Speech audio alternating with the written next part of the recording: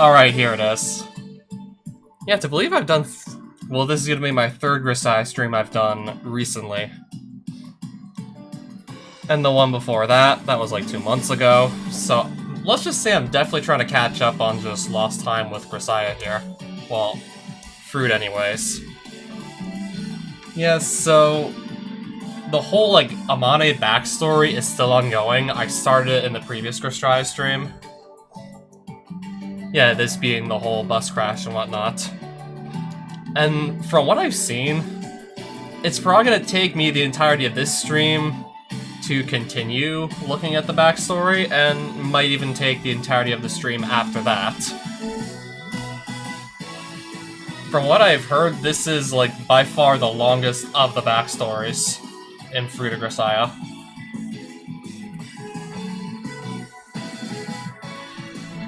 Load the save, yes. Yeah, when it comes to, like, each of the backstories of each of the characters in Grisaia here, from what I've read up, Amane's is by far the longest. Previous stream was literally the entirety of it was the backstory. This stream is probably going to be more the same thing, and probably also the stream after that, and maybe even the stream after that. So let's just waste no time, jump right back into this. Kazuki got to be by the hand back out of the forest. When we returned to camp, we found everyone gathered in front of the tents discussing plans for the future and proposing escape strategies. On, like, what, the second day? So I would assume that the group of students here is gonna run out of food in like 2 days from now. And if help doesn't arrive by that point, well, then what? Of course we were students from a school for rich young ladies with only a superficial appearance of maturity. Producing a perfect smile for a polite good day was the extent of the practical, non-academic knowledge we gained there. As such experience wasn't exactly of much use here, the majority of the ideas were unrealistic, founded on the assumption the world would arrange itself for our convenience. If anything, it could be called good fortune that a few halfway decent-sounding thoughts were mixed in. For example, Sukuma's throwing a cell phone into the sky. However, the majority of these more worthwhile plans had already been tried out by the person who brought them up, all with little success. In this life-and-death situation, everyone tossed out any idea that popped into their head, grasping at straws in a desperate search for hope.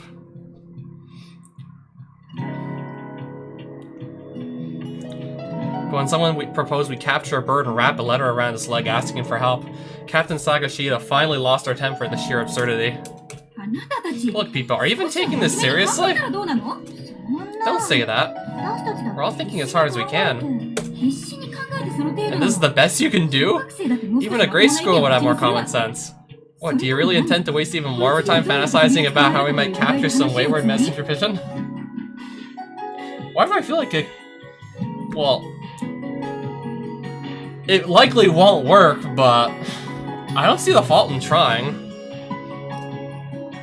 I mean, in the off chance that it works, I mean, if it works, you girls are all safe. I mean, it probably won't work, but... can't help but at least want to try it, right? You don't have to put it like that, right? Well, Captain Sakashida might have us beat on the desperation front if nothing else. If she has any better ideas, why doesn't she go ahead and share them? The stage whispers of her critics naturally reached Captain Sakashida's ears, as they were intended to. Excuse me? If you have something to say, then say it to my face. Backbiting in the shadows? Aren't you ashamed of yourselves? Captain Sakashida's irritated, impatient tone was no different from her usual scoldings or in practice. But at that moment, we were in that usual situation, tucked away in our safe gymnasium. It was a life-or-death emergency and everyone was frantic. At such times, people instinctively seek out someone to rely on. The more desperate the situation, the more we throw aside rank and title and turn to raw competence. I feel like many kids were beginning to concentrate in Kazuki's general direction. I don't think it was just my imagination. Sakashida seemed to have noticed as well, swallowed by what looked like an overwhelming surge of irritation. She abruptly grabbed the nearby fist-sized outcropping of rock and squeezed it so hard her fingers turned white. This isn't good. We weren't going to achieve anything by continuing this attack on Captain Sakashida, I think we all knew that. Even so, I understood the temptation to create a scapegoat, the irrational feeling that pushing all the bitterness and blame onto another would wipe away our own shortcomings, as if doing so would save us somehow. For most of the team members, the captain had become the scapegoat. For the captain, it must have been Kazuki who filled that role. As a main authority figure, our advisor, Mr. Orochi, probably should have interceded by now. When I said this was a long backstory, I was not kidding.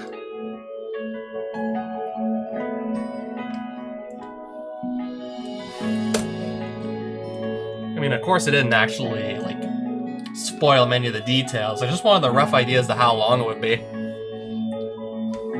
He never made a habit of intervening in the team's quarrels, a policy typical of teachers at all female schools, who knew full well what a nuisance it is to get caught in the crossfire of a schoolgirl squabble.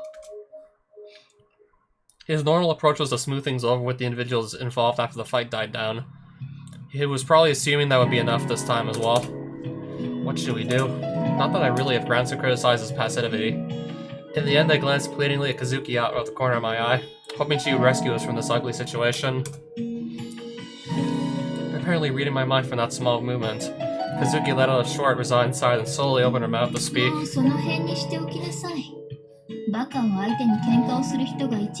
Alright, why don't we just let this drop? Those who let themselves be drawn into a fight with idiots are the most foolish of all. Excuse me? Was that directed at me or these girls? It was directed at everyone. How did you interpret it? Easy to criticize us, but I don't remember you contributing much to this conversation yourself. Don't you have any brilliant ideas to share with us? I believe we already decided to adopt a simple plan of waiting patiently to be rescued. Do absolutely nothing, in other words? Sit on our hands and wait God knows how long for help to arrive?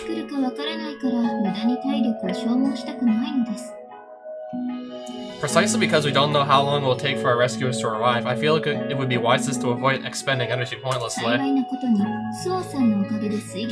Fortunately, we've secured ourselves a source of water thanks to Suicide. And as long as we eat lightly, we should be able to endure for a while, but I suppose we could adopt my earlier proposal. Care to risk everything on an all or nothing bet? March right off into the forest?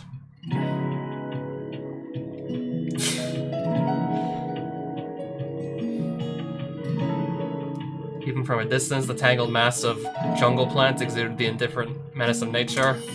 That's not what the captain emphatically shot down the suggestion only yesterday. Overturning that decision now was probably impossible. Cold sweat forming up my temples, I watched nervously as the captain's face changed color to an extremely disturbing shade of red. But in the next moment, Kazuki shot me a quick, suggestive glance. Oh, I get it. I abruptly jerked my hand into the air as if requesting a teacher's attention in the classroom. Can I say something? What is it, Suicide? I think the captain was right before it'd be really dangerous to wander off into that forest. Yes, we're all perfectly well aware of that already. Therefore, for the time being, why don't we spend 1 week waiting for help here while testing as many plans we can think of? Why 1 week? Apparently, unsuccessful search and rescue operations are abandoned within 2 weeks. So if help doesn't turn up after a week, the odds of them finding us get worse. It's a reasonable point to start discussing proactive plans for escape. What? That's what we're discussing right now. Are you even paying attention? I thought I was paying attention. Wait for help to arrive, and once it starts really... once it starts to get to that point where you're probably not gonna have to, or probably be able to rely on a rescue team, just YOLO it.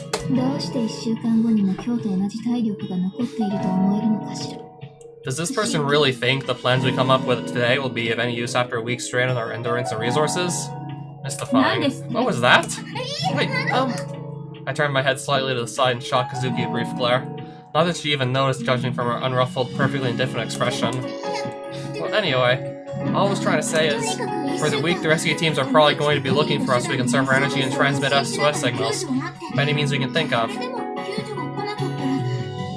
If nobody finds us, we can discuss the next step based on our food situation and physical condition at the time. I suppose that's reasonable. It certainly doesn't seem like we can do much more at this point. Is that acceptable, Mr. Orochi? Let's go with that for the moment. Alright then, lastly a word of warning. Feel free to attempt ideas as they occur to you, but absolutely do not take that as a license to act recklessly. I don't want to see anyone pulling dangerous stunts like digging footholes in the rock and attempting to climb. That'll be all. Yeah, if you fall like 30-40 feet trying to climb up that glassy rockside cliff, then yeah, if you fall that far, I really don't think you're gonna have a good shot at getting out alive if... Well, we already know that everyone except Amane in that ravine is already dead. And this is just like the distant past. So imagine if you just broke your back and I don't know how many other bones in your body. You'd be even more dead. Well, what I'm trying to say is if you ended up in that situation, like, your odds of surviving would be even less. With those clipboards of warning, the discussion finally ended, taking with the tension that had hung thick in the air for so long. The rest of the group quickly broke up in their assigned pairs, whispering furtively to each other as they walked away from the meeting place. Of course, I was no exception. As Kazuki promptly stood up from her seat and made to leave, I chased after her immediately after a few words of complaint. Okay, look. That was pretty low, you know? Why? Whatever are you referring to? The way you just made me mouth all the important stuff for you again. I'm not your ventriloquist dummy, okay? This is very odd. I don't have the slightest recollection of ordering you to say anything. I suppose I'm totally obvious anyway. Come on, you sent me that signal with your eyes. Yes, I certainly did. I must say though, I wasn't expecting you to pick up on the message so perfectly. To be honest, I'm currently in something of a state of rapture. I expect to be unable to wipe the smile off my face for the rest of the day. I'm rather worried people might find it unpleasant after a while. For the record, I'm already finding this unpleasant in many ways. You know something, Amane? I'm quite smitten with you. If I were a man, I do believe I would have proposed by now. But I don't swing that way, alright?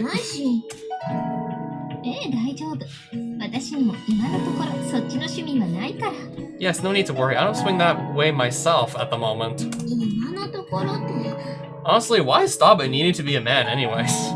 There's really nothing stopping you either way.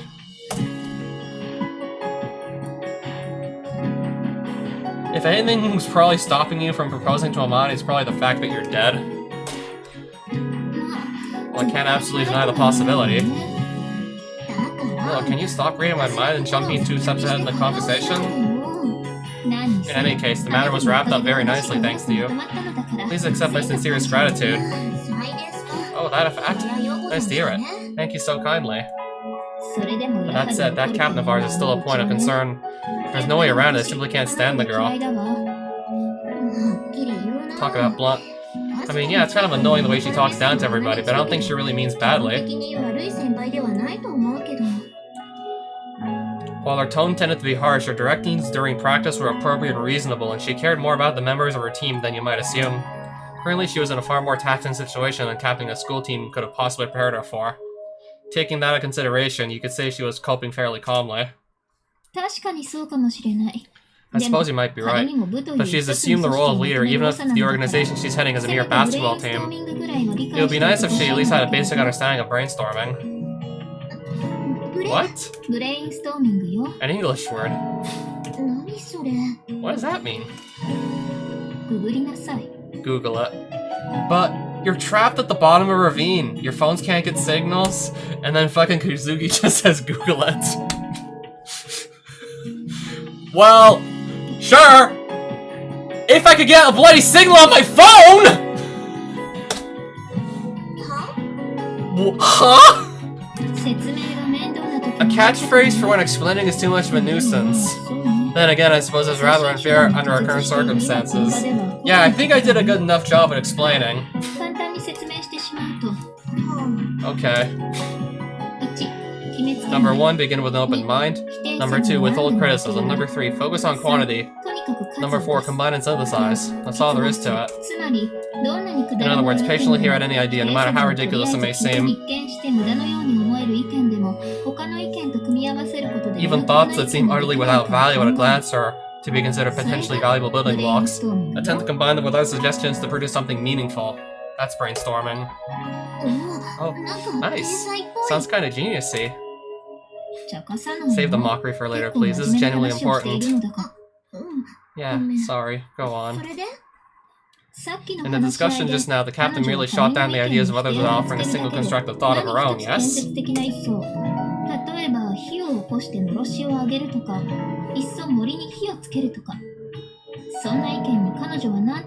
Oh, what about the messenger pigeon? Not just this. Wait. Okay, why do those sound like honestly good ideas? Okay, I don't know, maybe torching the entire force would be a little overkill. Like, what if that still somehow doesn't actually work, and then you really have no way out because your only route of escape's completely on fire? Then it's even less navigable than it is already. I don't know, maybe unless the whole forest burns down, but... Question is, would they be able to wait that long? I don't think so. Oh, so maybe this is why everyone except for Amane died, because some good ideas got shot down before they could even be tried? Oh, so is that why a bunch of them died?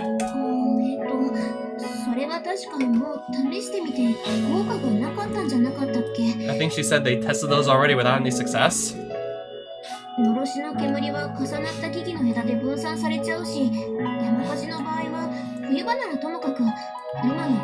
Oh.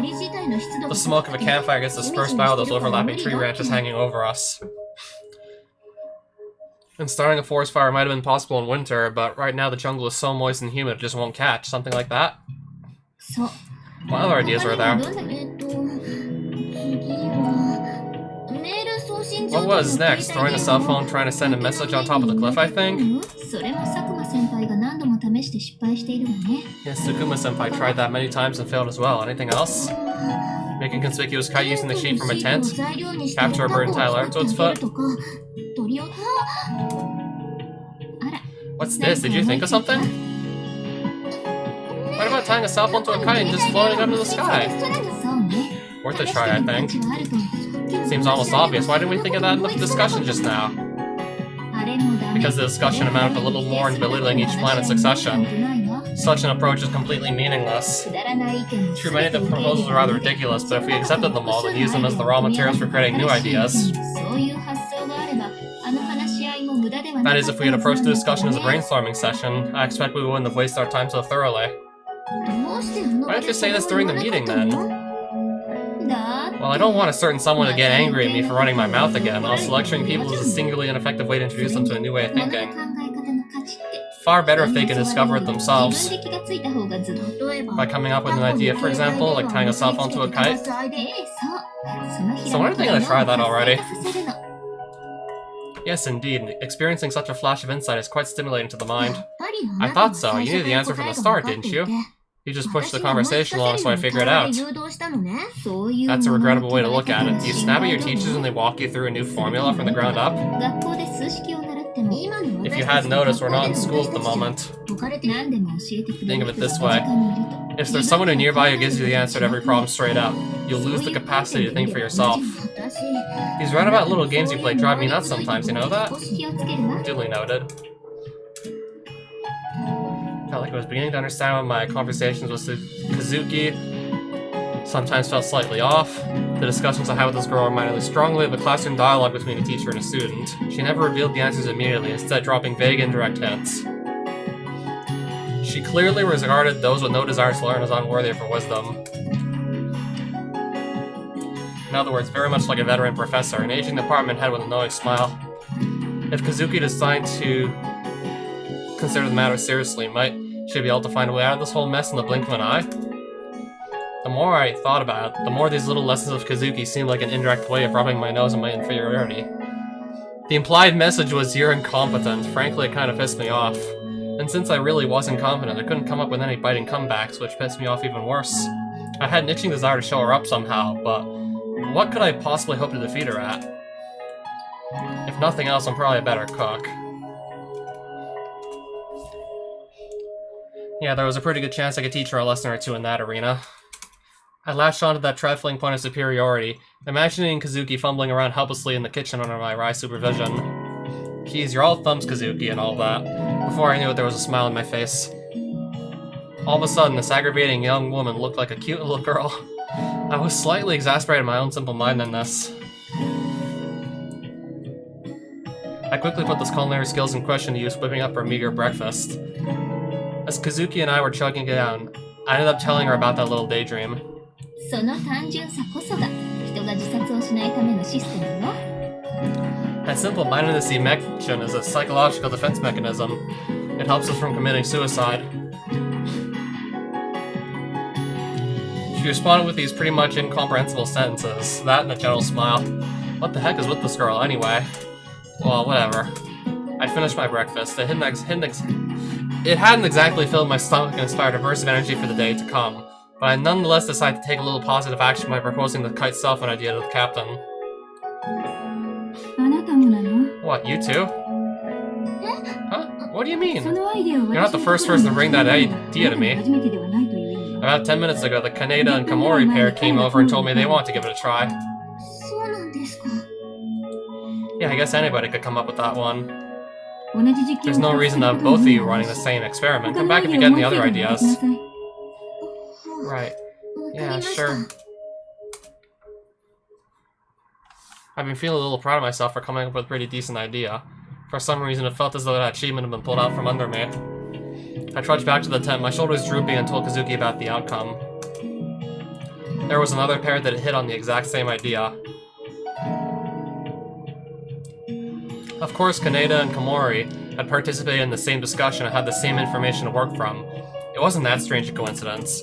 Indeed, Kazuki showed no surprise whatsoever. Quite the opposite, she nodded her head with the words, "I figured as much." From what she told me, something called Reminiscence was likely at work here. The Reminiscence Effect is a phenomenon whereby recollection and synthetic analysis of new information actually becomes easier after a certain amount of time has passed, as your brain draws new connections in the course of processing it as a memory. Again with this complicated stuff, my head hurts already. I suppose you're right. A technical explanation would likely drag on, so let's leave it be. I approve of this proposal wholeheartedly. Well then, have you come up with any other ideas?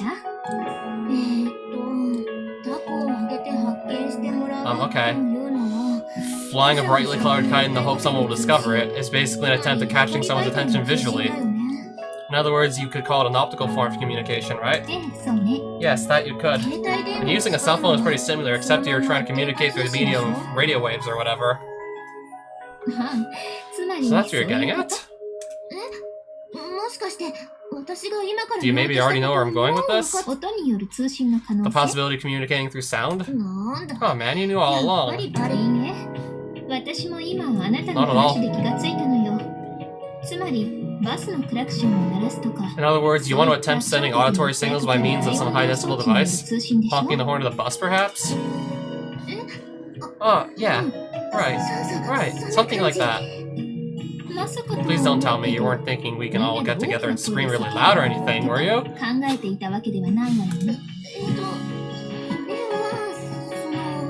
It's worth a try, isn't it?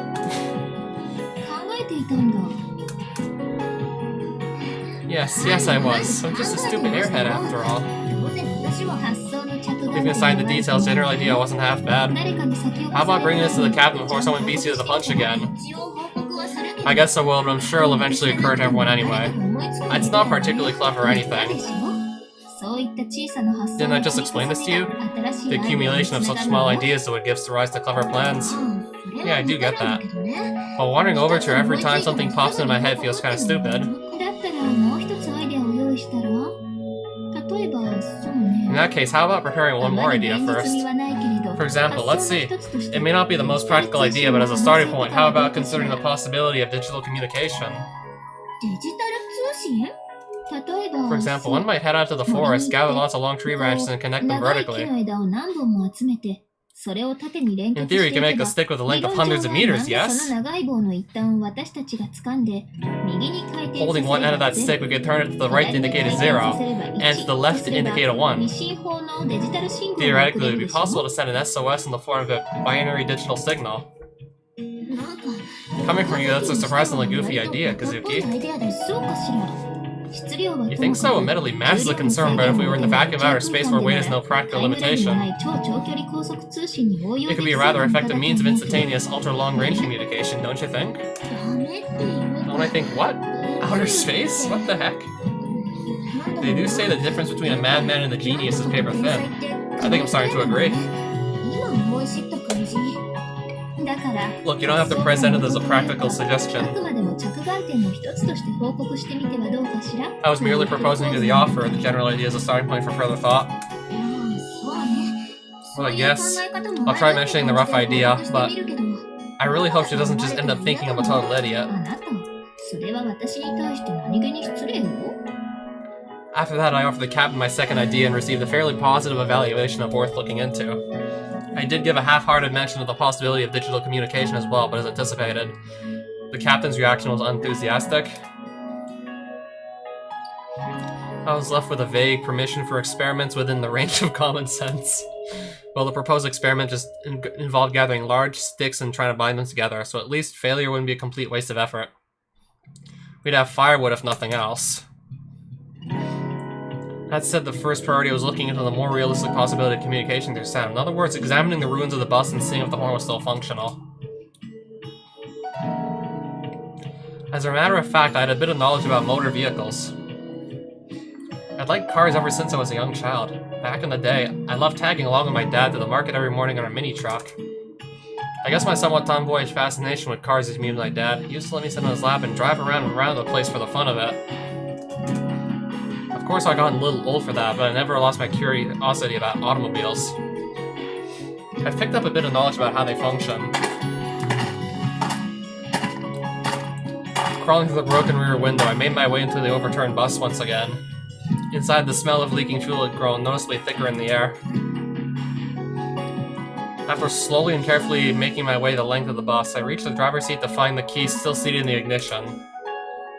But the cylinder had been turned firmly to the off position. Come to think of it, that was my doing. When I dragged Mr. Rochi from the driver's seat, I found the eerie glow of the dashboard backlights so creepy that I immediately turned them off. Clutching the key tightly, I said a small prayer to no one in particular, then twisted out to on. The dashboard sprung immediately to life, then I heard the distinctive stirring of the fuel pump motor. Apparently the battery was still alive. Must have been a dry cell. With the vehicle sideways like this, the liquid electrolytes would have leaked out of a wet battery. I was tempted to keep turning the key to start, but the engine was probably a lost cause. I'd just be wasting precious battery juice in the attempt. First off, I was here to test whether the horn was operational. I gave the center of the steering wheel a light push with the palm of my hand, and a surprisingly loud blast of sound rang through the air. Thank goodness, it's still working! At the sudden sound, everyone in the valley turned as one to stare in my direction. For the moment, I confirmed the horn was operational. Now I had to consider how to make effective use of it. Just blasting away aimlessly would run down the battery quickly, so it seemed necessary to discuss how and when we should utilize it. Turning the ignition back to off for now, I cautiously made my way back out of the bus. Well, it is functional. Yep. I guess now I have to think about when we should use it. After all, there's not much point to honking away if there's nobody nearby to hear it and call for help. For the moment, we should be satisfied with having obtained the basic capability of communicating through sound. Whether we'll use it at random or in combination with something else is a matter for future consideration.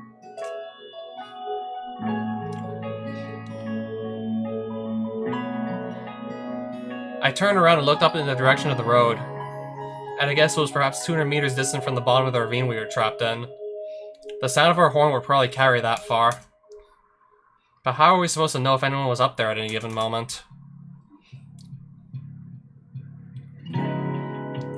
That was the biggest problem with this idea. From that distance, the car could be rumbling fairly noisily down the road and we likely wouldn't notice. I couldn't immediately think of anything other than this passive strategy of honking the horn at regular intervals in the hope of a coincidence.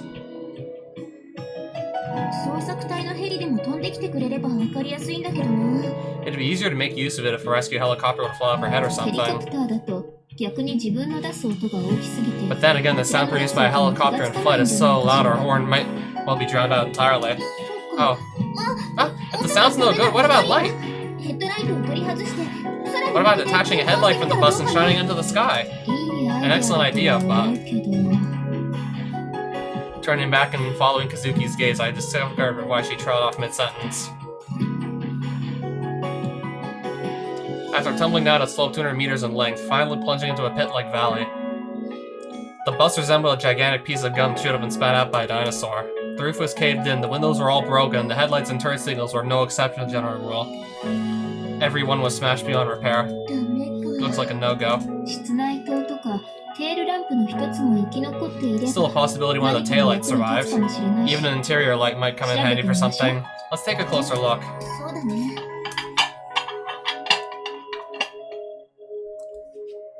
Kazuki and I divided the job of searching the wreckage of the bus for potentially useful items, but the noticeably important things had already been carried out. The only new discoveries were the few discarded magazines and a slightly dirty blanket that had been used as cushioning in the luggage compartment, as well as a small metal box containing a bare handful of tools, and a single fire extinguisher probably designed for use against vehicle fires. Nothing to write home about, in other words. I had tried to go in without much in the way of expectations, but there was definitely a part of me clinging to the faint hope of discovering something. An armful of canned food in some unexplored nook of the luggage compartment would have sent me back to the camp jumping for joy. When that hope was dashed, the disappointment hit me much harder than I expected. Hey Kazuki, what's going to happen to us? That's the fourth time today you've asked me that question, you know, and I've given you the exact same answer every time. What will be, there's no way to know how this will end, right? I do understand, but I just can't help it. For now, we simply do what we can. In those words, there was a slight glimmer of optimism. The suggestion that at some undefined later we would escape.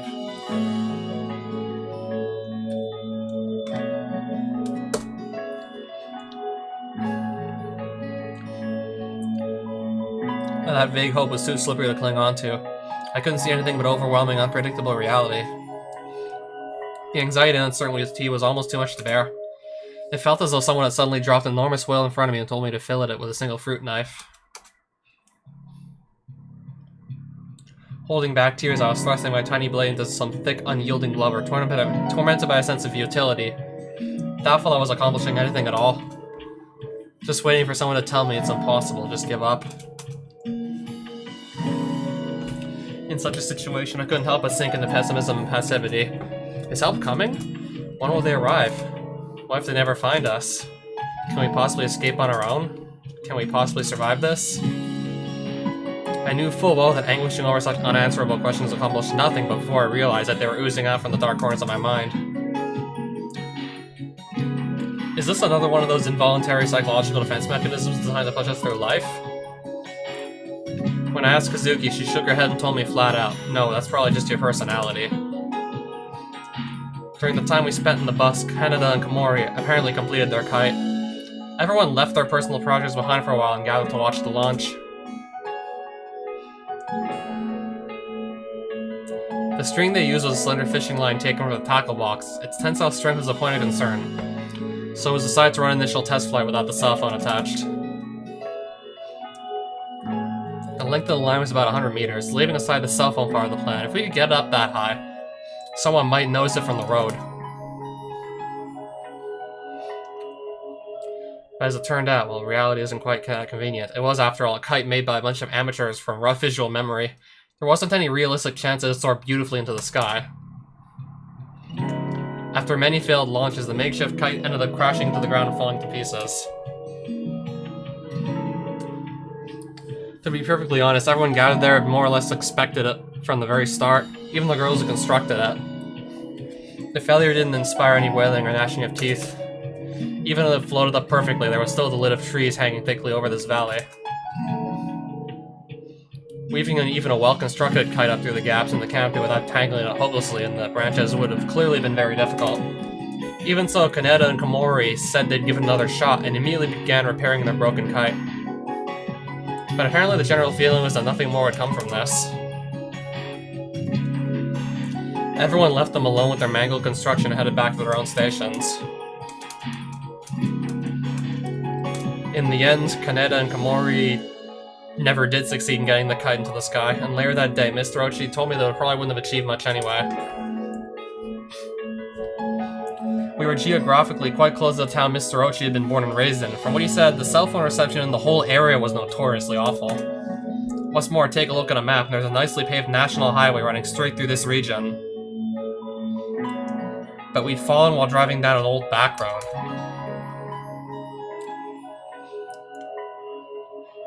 Apparently it was in frequent use when Mr. Ochi was a student here, but nowadays almost no one takes it without some specific or compelling reason.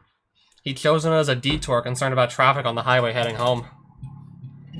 Unfortunately, the entrance to the road was narrow and inconspicuous because of the poor condition of the surface, so it was sealed off every time heavy rain fell. As a result, the traffic was extremely light.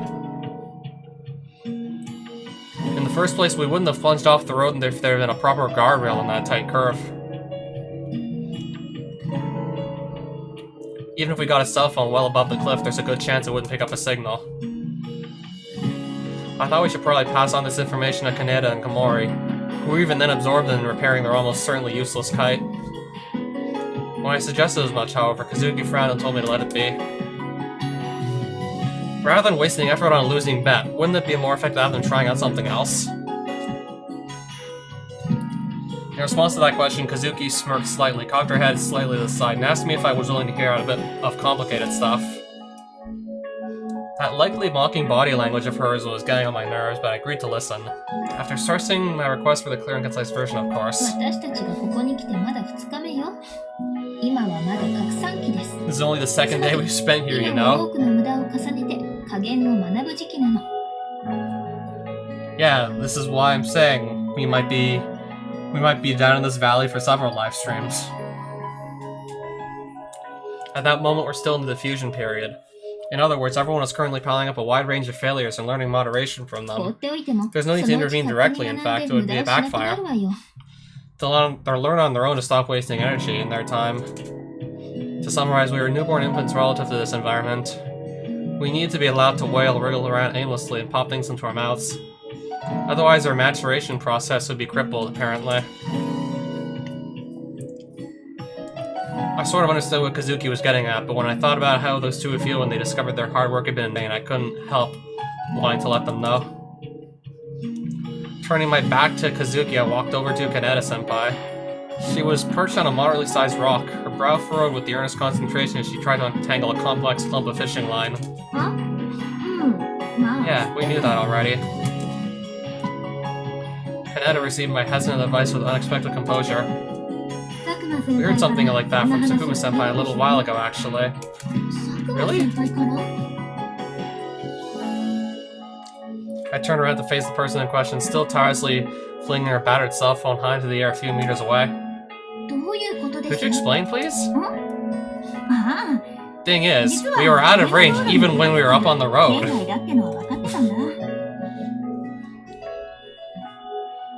Slightly before the bus plunged off the cliff, Sakuma casually opened her cell phone to check the time and noticed there was no signal in the corner of the screen. She even remembered worrying idly about how we could call the police if we got in an accident out here. So you knew from the start the phone wasn't ever going to get a signal and you've still been throwing it all this time?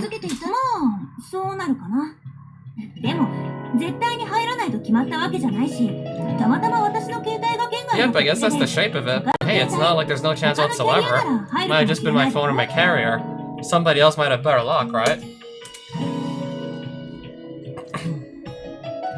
For that reason, she decided to try borrowing Ibuki's phone, a different model on a different network, and tossing it instead. But Ibuki said if anyone was going to be throwing her cell phone around, it was going to be her. In the end, the two ended up out here, tossing and picking up their phones together. As it turned out, Ibuki isn't having much luck with her phone either, but, you know, this is sort of the way my personality works. Even when I know it's basically a waste of time, I can't calm down unless I'm moving my body. That's just how I am, I guess. Thinking back, Sakuma had approached basketball with a similar mindset. No matter how overwhelming our opponent in the next match, she would practice diligently, even knowing we'd lose. Even when she was the only one left in the gym, she'd keep right on going. No different from a basketball game. I could have done something if I tried, is the crappiest feeling in the world, in my humble opinion. Even if you've already lost, at least do everything you can. You might not win, but it's a hell of a lot more satisfying way to lose, and it gives you something to build off for next time. Whereas very typical of Sakuma, well known on her team for her silent dedication. She stood up for her skill, but apparently removed herself from consideration for the captaincy, preferring to avoid placing herself above others. However, there was one person whose mood took a rapid, obvious turn for the sour at this little speech. Her roommate in the dorm and partner in the valley, Ibuki. I can't stand it when you break out that no pain, no gain crap, Kuma-senpai. And I don't remember hearing anything about this place being totally out of cell phone range. Ibuki had been drafted into this exercise in futility without her knowledge. Judging from the way she was biting her lower lip and squeezing her cell phone tightly in her hands, she wasn't happy about it. The girl had a tendency to complain fairly easily, a trait that often left her somewhat isolated from the group in both the classroom and on the team. Could have sworn I mentioned that. Another thing I can't stand, you're a complete scatterbrain. Sorry about that, Ibuki. With those words, Sakuma casually slipped her hand around Ibuki's waist, drew the younger girl close and rested her chin on top of Ibuki's head. Don't call me Buki. Okay, Buki. Pouting, Ibuki mumbled that even her classmates had started to pick up that stupid nickname. Apparently, even seemingly mismatched individuals could develop some fairly intimate bonds given enough time together. Staring at the two of them, I entertained some idle speculation about which one would be wearing the pants, not even noticing my cheeks growing hot. Apparently, my trivial delusions were showing pretty clearly on my face, as Sakuma gave me a broad, almost boastful grin. I told you so, right? We don't get along as bad as you guys like to think. Right. What about your partner? Probably shouldn't have let Kazami too long. That girl seems like the type to get all sulky if you don't give her enough attention. No way. We're talking about Kazuki here, you know? Kazami Kazuki didn't need anyone's attention. To her, I was nothing but a personal chef, a convenient servant girl, an occasional object of amusement. And if Kazuki really needed to, I was pretty sure she could pick up cooking quickly enough. Give her a while and she'd probably be good enough to leave me very nearly worthless. You don't get it. You don't get it at all, Amane. Tell me something. Why did you pick that Kazami Kazuki for your partner? Pick her, I didn't really have a choice in the matter. That's why things turned out that way. It was probably because we both realized I was the only person on the team capable of putting up with that fiercely unique personality of hers. Okay, then when Kazami asks you that question, this is what you're gonna tell her. Huh? As Sakuma leaned over to whisper in my ear, I caught a strong whiff of the refreshing citrusy scent of her body.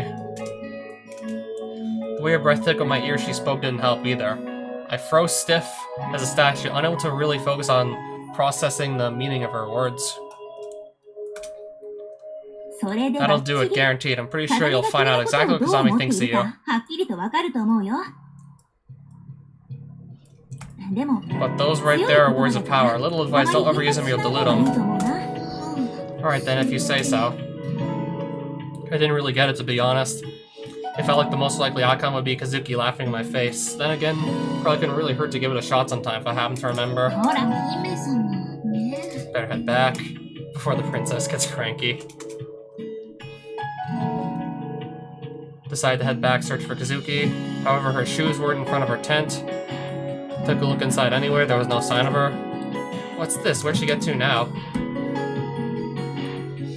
Well, Sakuma may not have been too far off the mark. Leaving Kazuki unattended for too long didn't seem to be the best idea, considering this habit of casually strolling off without a word. Don't tell me she's wandered off into the forest again. Maybe she was doing this on purpose, waiting for me to come looking for her? I was definitely reading too much into this now. That said, there was no reason I think Kazuki would be coming back anytime soon, considering that blunt personality of hers.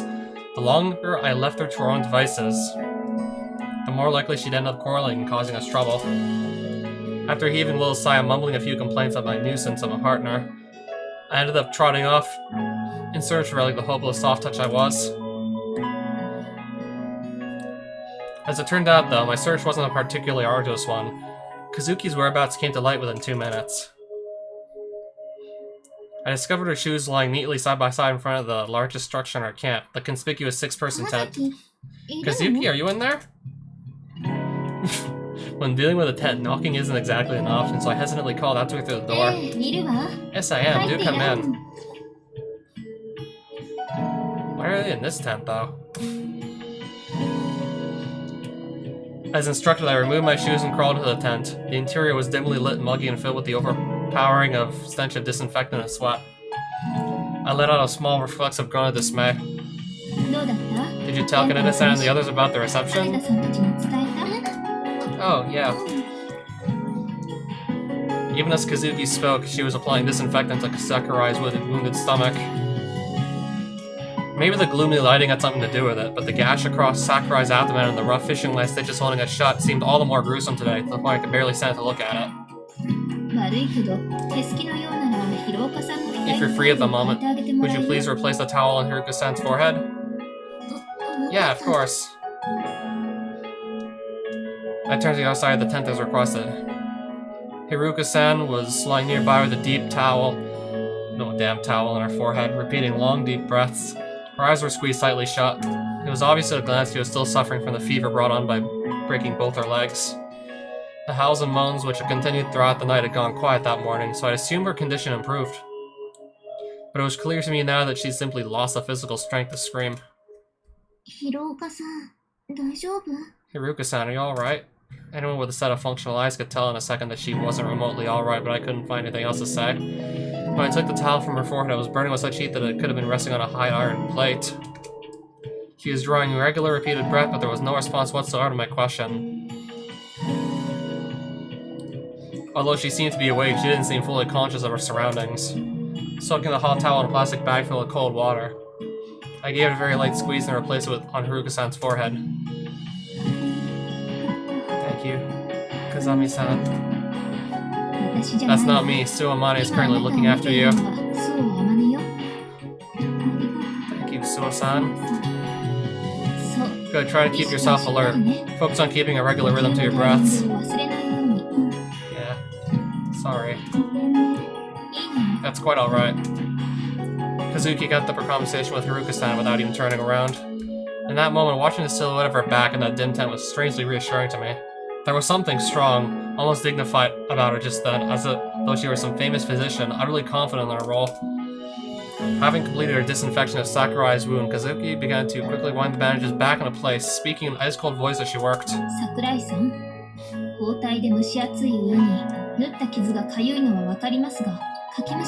your wound must be exceptionally itchy under this bandage, but please do not scratch at it. Think of the itchiness as a minor form of pain as proof that your body is beginning to recover. Please endure the urge to claw at yourself and undo that progress. Yes, I'm sorry. If it becomes absolutely unbearable, call for me and I'll disinfect the wound again. I understand. Thank you. I'll stop by for another checkup later today. With those words, Kazuki crawled out of the tent, signaling for me to follow with a glance. I just wanted to go wash these bandages, but I can't use my hands particularly well at the moment. Would you mind accompanying me? Yeah, sure, I don't mind. Now let's be on our way. I caught a quick glimpse of long stripes of cloth blackened with blood in Kazuki's hands.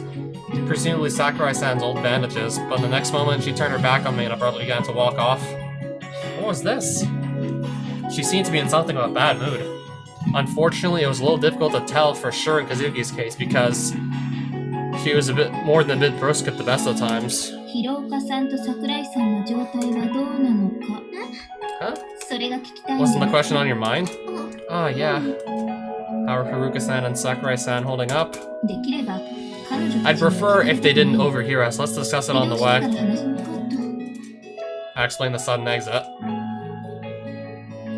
Kazuki's estimate of the medical situation wasn't as pessimistic as I had feared. Sakurai's abdominal laceration was apparently healing relatively steadily. The larger problem was Haruka-san and the fractured legs. Although Kazuki had straightened her legs, pulled the bones into place, and fixed them with makeshift splints, the blazing fever that accompanied the injuries showed no signs of receding.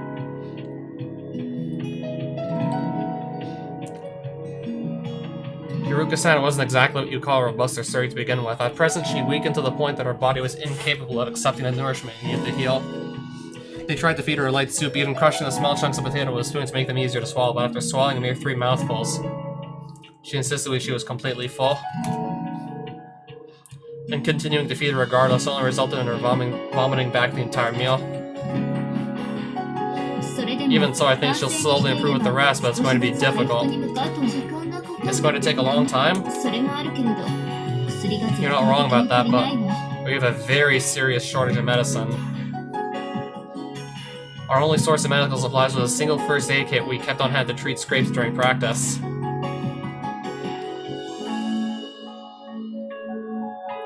Although we were well stocked in band-aids, disinfectant, and pain-relieving patches, we lacked antibiotics to prevent lacerations from festering and drugs to bring down the agonizing inflammation caused by bone fractures. 彼女たちは Also, the wounded girls were worried they're becoming a burden on the group. わざとらしく優しく Treating them with stilted kindness might well end up 彼女たちの exacerbating those feelings of guilt, so try to interact with them as naturally as それ possible. だけ自然に接してあげた方がいいわ。 And that would explain why she seemed oddly impassive back there, I guess. Have to admit it would probably be exceptionally creepy to have Kazami Kazuki of all people treating you with tender compassion. それで And what happened on あ your なたの end? 方はどうだったの？ Huh? 携帯電 You 話 went の to 電 tell 波が Kaneda and 可能 Komori 性 about the があること possibility this area has no cell phone reception, didn't you? Yeah, but apparently they already knew about it. そのことを知っていたみたい。そう。 I see. 無駄かもしれないと分かっていても、他に何もすることがないし、可能性もゼロじゃないからって。 They've known it was probably hopeless for a while now, but they had nothing else to do, and the probability it might work isn't zero. I guess that's enough for them. それと、 There's some new information from Sakuma-senpai, too. だけど、上の道路でも Apparently there wasn't any cell phone reception when we were up on the road either. 先輩も It would have been nice if she or Mr. Ochi let us know a little earlier, don't you think? 電波の入りが悪かったのは先生が学生の頃の話だから。 Mr. Ochi's knowledge about the poor reception in this area dates back to when he was a student. He may well have been holding on to the hope it improved by now. それにこんな状況でしょ。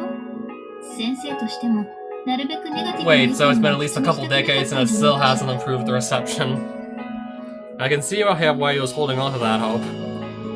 I mean, a lot can happen in a couple of decades' time. And our situation being what it is, I think his hesitance to intervene is understandable.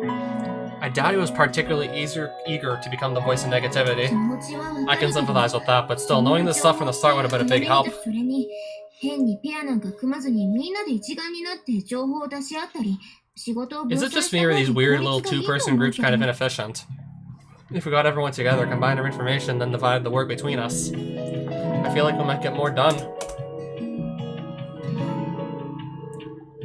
This whole idea of dividing ourselves into pairs that would operate independently had been Kazuki's suggestion. It's true that the difficulty of keeping everyone supervised was dramatically reduced under this system, since everyone would naturally be keeping an eye on their partner. But that was pretty much the only benefit I could see.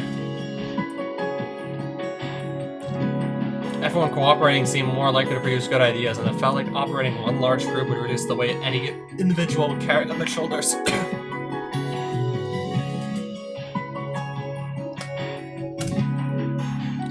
Not true, simply adding more voices to the discussion often causes just a little more decreasing its coherence. And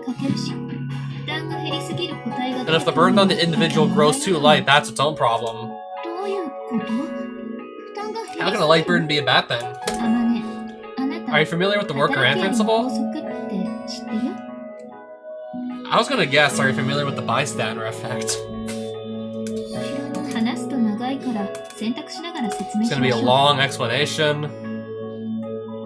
Specific organizational problem known as the Workaround Principle. Ask her to give me the short version of it, which runs something like this.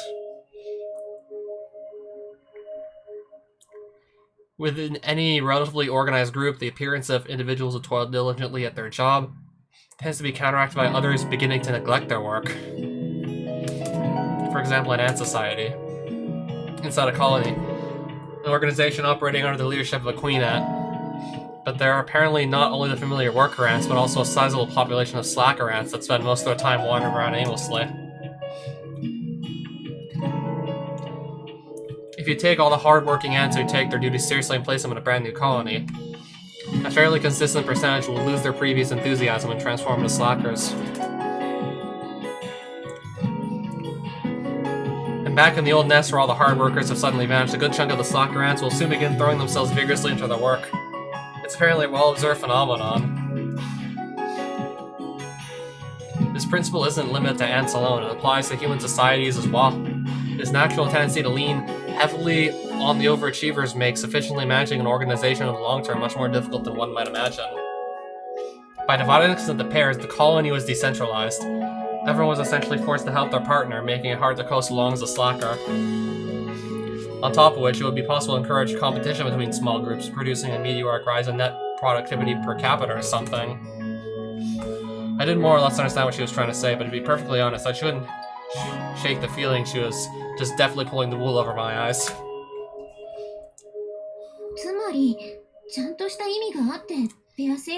Basically, you had a good reason for picking the pair system instead of something else. I thought for sure Kazuki was going to mention the Bystander Effect. Never even heard of the analogy with the ants.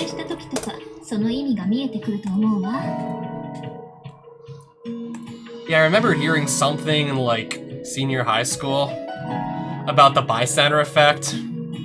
This person got stabbed outside their apartment. I remember there being at least 20-something people who were outside the apartment as this person was being stabbed to death, and nobody did anything. I would assume because each person in that group of 20 plus assumed that the other person would do something, and then they thus did nothing, waiting for someone else in the group to do something. Because if you're next to like 19 other people, the fuck, what? I don't need to do anything. One of these other 19 people will probably do something. No, it's apparently a group of 38 people. I'm just looking at the Wikipedia article because I didn't remember the exact details, just remembered large group of people watched someone get murdered right outside her apartment. Assumed because each person in the group was expecting someone else in the group to do something, and thus nothing happened until it was too late. In the early hours of March 13th, 1964, Kitty Genovese, a 28-year-old bartender, was stabbed outside the apartment building where she lived. 2 weeks after the murder, the New York Times published an article claiming that 38 witnesses saw and heard the attack, and that nobody called the police or came to her aid. The incident prompted inquiries into what became known as the Bystander Effect, also known as Genovese Syndrome. Didn't know it also went by that name. The murder became a staple of U.S. psychology textbooks for the next 4 decades.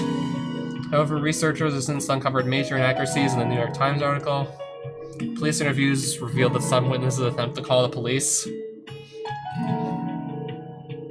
Yeah, that's what I was gonna say. The more people in a group, the less likely that any individual in the group would offer help in any sort of case. Because they'd just be waiting or expecting someone else to do it.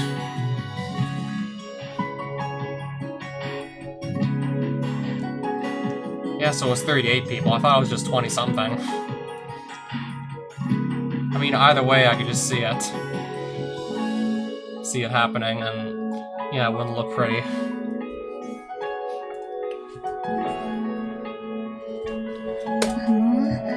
I don't really get it, but if you say so, I guess I'll have to take your word for it.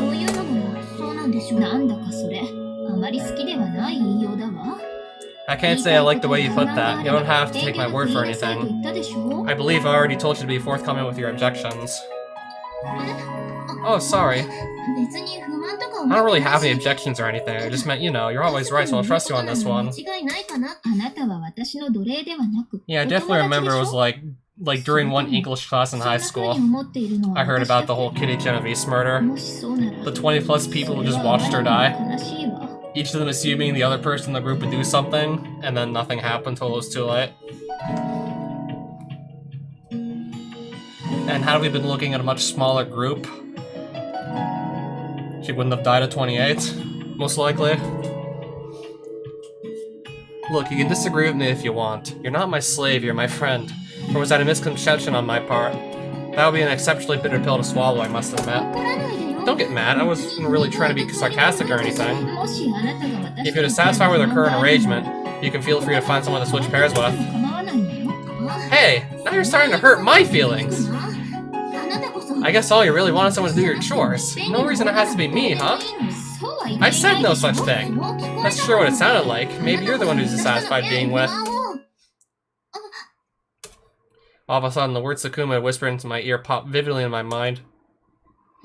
And what is "ah" supposed to mean? Tell me something. Why did you even agree to be my partner in the first place?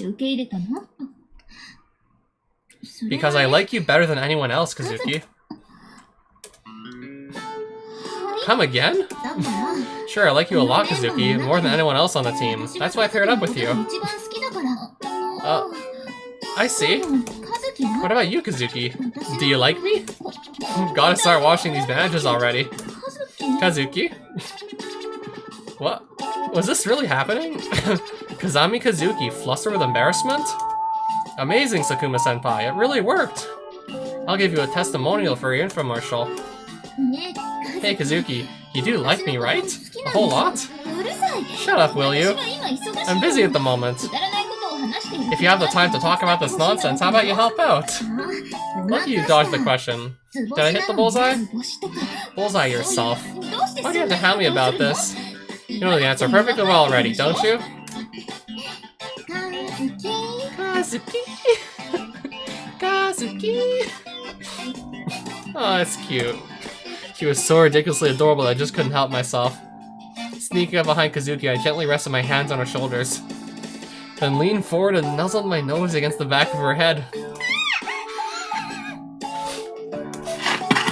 With a hysterical little shriek that can only be described as alarmingly out of character, Kazami Kazuki jerked forward, lost her balance, and pitched face first in the marshy stream. Oh! Sorry, Kazuki! Are you okay? What is this? Didn't you say you weren't interested in romancing other women? Well, yeah, I'm not gay. But right now I kind of feel like a little experimenting might not be so bad. If you're up for it. Yeah, if you might be dead in a couple weeks, then why the hell not experiment? You might not even be alive a couple weeks from now, so just do whatever you want! Just do whatever, have fun! What you're currently feeling can be fully explained by the suspension bridge effect. Let's all calm down and put our emotions in rational perspective, okay? Your clothes got all wet, huh? I'll get you out of those. No, bad idea. Don't move from that spot. If you take another step, I'm going to have to scream, you know? Sorry, it was just a joke, you know? A joke? Like I told you, I don't swing that way, rest assured. Come on, if you sit in that water all day, you're gonna freeze to death, you know? Here, give me your hand. Ignoring Kazuki's bitter scowl, I offered her my hand, which she accepted with a great show of reluctance. What did I do to deserve this? Yeah, sorry about that. Took that little joke a bit too far, I guess. Your jokes are in distinctly bad taste. Whoa, did I really just hear that from you of all people to think I'd live to see the day? Say whatever you want, but if you don't fix this habit of teasing innocent young ladies, one of these nights a vengeful spirit's going to carry you off. Don't say that. You're not gonna be too scared to go to the bathroom tonight. You may not have noticed, but there isn't a bathroom to go in the first place. Oh, don't be cranky. The last part might have been a joke, but I meant it when I said I like you, Kazuki. Spare me, I assume some irresponsible senior of ours suggested that line, yes? Drop nonsense and let's finish off the washing. Jeez, don't be such a cynic. Girls will tolerate that lose points on the cuteness scale, Kazuki.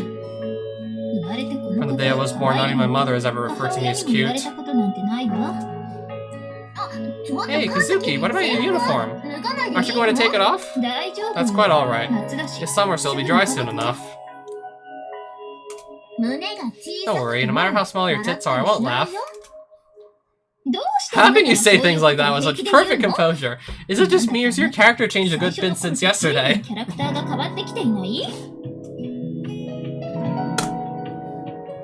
The smaller the better? This is my default state, you know. Probably just means I'm getting more comfortable around you.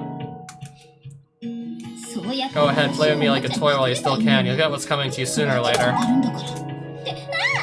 What? Huh? What is it? Something wrong? It's a dog. A dog? An Inu? I looked down to find a toy breed dog at Kazuki's feet, rubbing its face up against her legs and snuffling in evident curiosity. Yeah, wasn't that the dog that also got involved in the bus crash? Yeah, one of the students brought their dog along and for the ride. 200 feet down a cliff. So it would seem.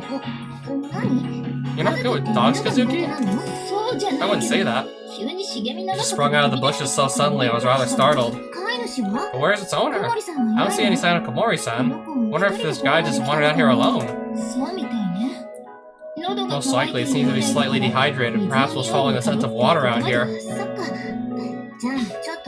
I see. Okay then, just wait a sec. I'll go scoop you a drink. I recommend against that. Why? この手の品種改良が施された小型犬は内臓が弱いことがあるし、飼い主の許可なく Many of these selectively bred toy dogs have rather weak digestive systems. It would probably be best not to give it unpurified water without checking with the owner first. Oh, really? But I've been gulping this water down all day. I feel totally fine. You're an exceptionally healthy girl. I seriously doubt a little dirty water would have much of an effect on you. This dog, however, appears to be a rather delicate creature, so I think boiling its drink first might be wise. Kinda hurting my feelings for the record. You have a supply of sterilized water back at the camp, so I'll give you some of that.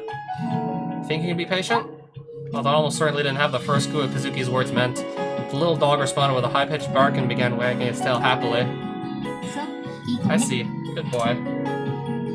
Huh? No way! You talk to dogs, Kazuki? It seems totally out of character. Excuse me, I do have a bit of girly side of my own right for information. Well, I guess I can buy that.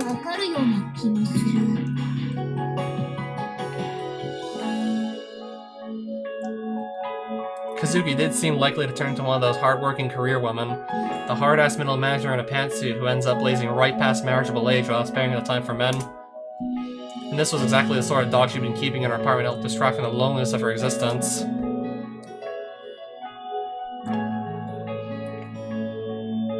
Working like a maniac during the day, chewing out her male underlings at every opportunity, earning the intimidated awe of the other women, cutting herself the ignominious title Tyrant Queen of the Office. Then rushing home to her apartment at night, greeting the fluffy ball of her waiting at the front door with a sugary mommy's home poopsie or something. Then proceeding to pamper with gourmet meals, maybe even dressing up in little sweaters, keeping up a simpering stream of baby talk all the while.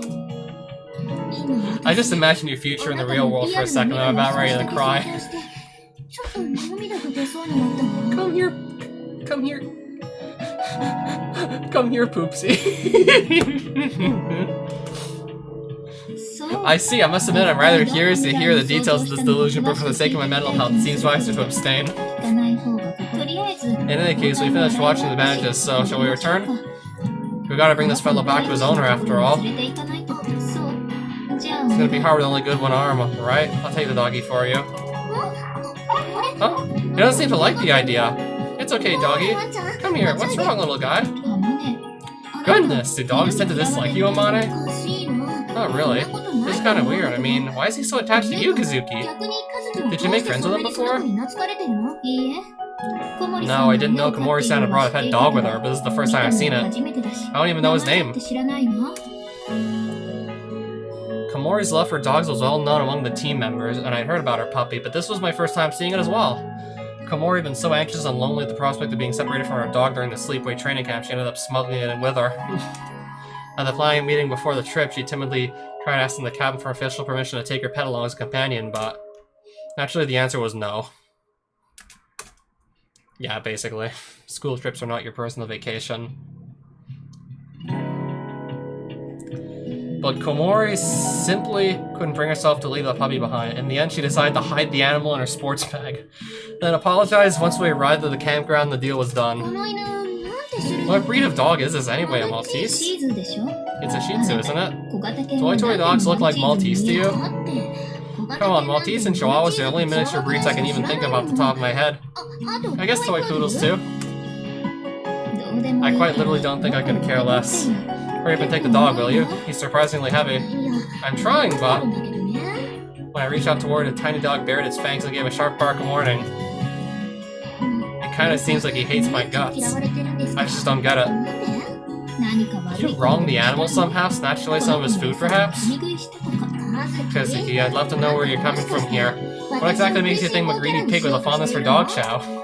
If anything, dogs sounded to like me and I didn't remember mistreating this animal in the 5 minutes I'd known it. It almost felt like, rather than having a problem with me in particular, the dog just didn't want to be carried by anyone other than Kazuki. Maybe this guy just decided you're the alpha? What?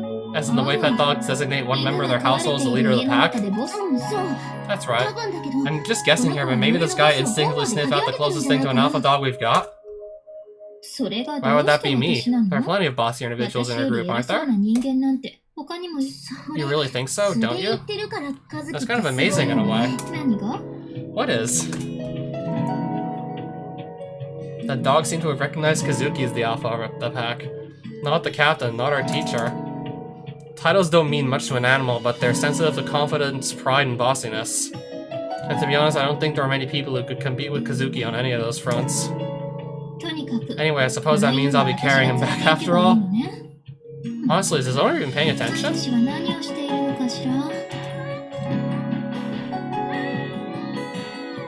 Where are you? Come on out, okay? That voice, it's Komori-san, isn't it? Is this Chihuahua seriously named Akun? I'm telling you, it's a Shih Tzu. Komori-san, this way! We've got him over here! My ears! Don't start screaming all of a sudden! Huh? Ah, sorry. Kazuki, you kinda hate loud noises, don't you? Unlike you, I'm a small and delicate creature. Okay, can you please stop making me out to be some kind of crude, indestructible bear?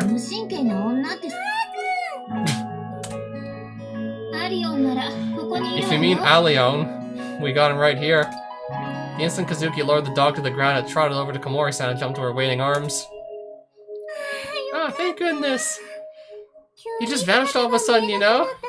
I was really worried. Hey, what's Allion, eh? Allion? The dog's name. Why do you know its name? You just said you didn't. Ah, I get it. Did you reason it out from the Akun abbreviation somehow? No, it has a collar with a nameplate. Oh, is that all? That's no fun.